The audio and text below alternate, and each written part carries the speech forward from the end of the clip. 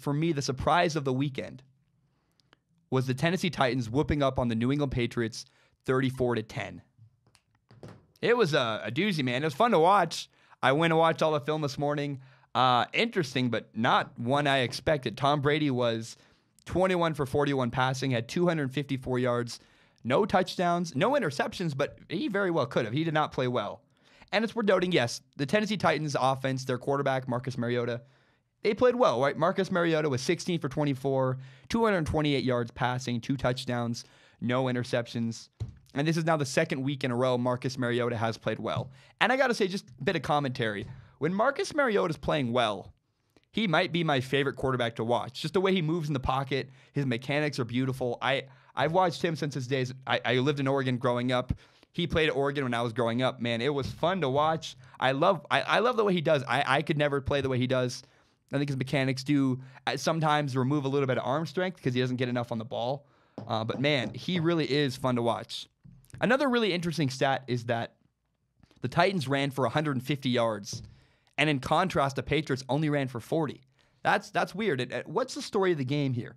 Because neither team turned over the ball. However, the Titans did fumble 3 times. They recovered every single one of them. But what happened? How did the Titans decimate the Patriots? What went on in this game?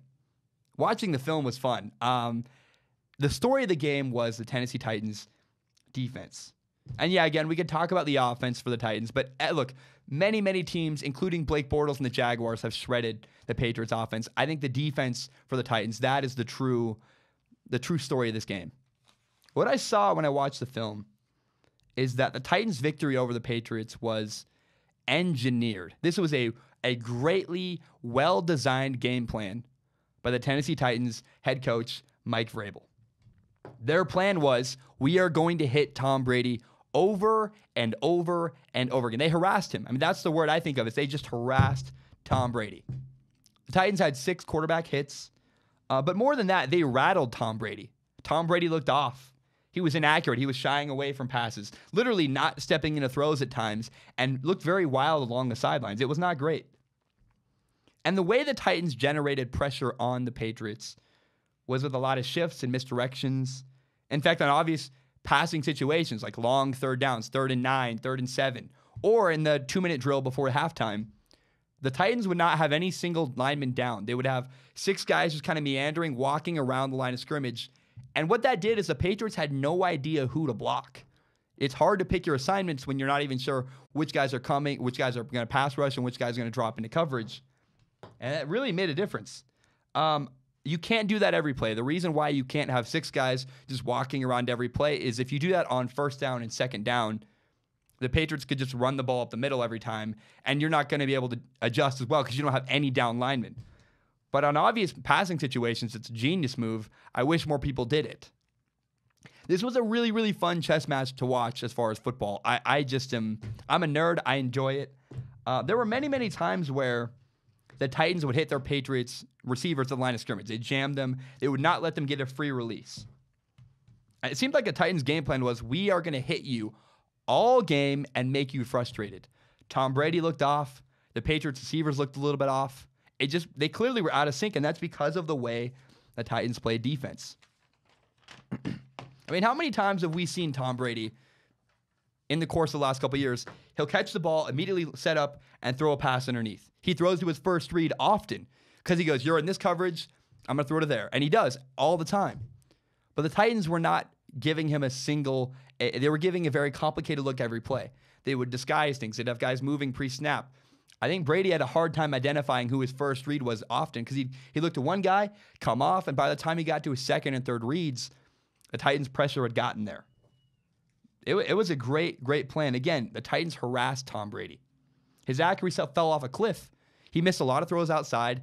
It just wasn't a typical Tom Brady game. Now, the Patriots did have some success. It's not like they were terrible. Whenever the Titans' pass rush didn't get to him, Tom Brady would shred them. There were times where, early in the game especially, he had to hit a deep play over the middle to Josh Gordon. There were 2 really good throws to Julian Edelman. Patriots ran a couple screens, and at times late in the game, when the Titans didn't press in the line of scrimmage, they backed off. Tom Brady threw 5-yard hitches underneath. But the way to beat Tom Brady has never changed, and the Titans really, really did a good job of getting after him. That's how you beat Tom Brady. So the Giants did in the Super Bowl. So the Titans did on Sunday. If you want to beat Tom Brady, you have to get pressure on him. You got to make sure he's uncomfortable. The Titans made Tom Brady uncomfortable. They didn't allow him to throw to his first read. They had a lot of guys moving pre-snap, a lot of shifts, a lot of stuff that's hard to track. If Tom Brady can sit there and just identify what coverage you're in and throw the ball to his guy every time, you're not going to beat him. But instead, the Titans did a lot of stuff that confused Tom Brady. And not confused him, but it meant he had to come off his first read to his second and his third. And when he came to his second and third, Tom Brady got exposed. Their offensive line is not good enough to hold up that long. And Brady got hit or sacked or missed throws. It was really impressive. What we learned about Tom Brady as well is that he's completely ineffective outside the pocket. We've seen a lot of plays where Patrick Mahomes will escape, he'll run to the outside and throw the ball downfield, or Aaron Rodgers does that all the time. Tom Brady can't do that. That's what we learned. He's not good outside of the scripted plays. He's good when everything is planned and organized, but when Tom Brady gets out of the organized game plan, he's not very good. Now, however, the one thing I want to talk about is, I saw a headline, the blueprint to beat the Patriots. I don't know that the Titans have created a blueprint everybody can follow to beat the Patriots. Yes, everybody should try to do what the Tennessee Titans did. Lots of confusion, lots of moving around. Don't let Tom Brady know exactly what coverage you're in before he snaps the ball. But you got to remember, not everybody's Mike Vrabel, the Titans head coach. Mike Vrabel was a longtime New England Patriot. He knows that organization through and thick and thin, whatever. I don't know what I'm saying. But he knows the Patriots really, really well. And frankly, I don't know that other teams have the personnel the Titans do. And the Chiefs don't have the personnel to beat the Patriots the way the Titans did. The Saints don't. The Steelers don't have the linebackers. The Rams don't have the defensive backs. However, they just might later in the year. But I'd be surprised if anybody copied the Tennessee Titans' success. I don't think it's going to happen. I think this is by far the worst loss the Patriots are going to take all year. But I'm really curious to see, how do other teams try to duplicate what the Titans did? Again, a lot of confusion. Guys, not all the linemen are down. Everyone's kind of walking around line of scrimmage, trying to make it hard for the offensive line to figure out who their assignment is. I want to see if other people can do that. And more importantly than that, how does Tom Brady adjust? I think Tom Brady should be somewhat embarrassed of his game on Sunday. I mean, he had throws open, and he was shying away from pressure. He was not stepping into his throws because clearly he didn't want to get hit.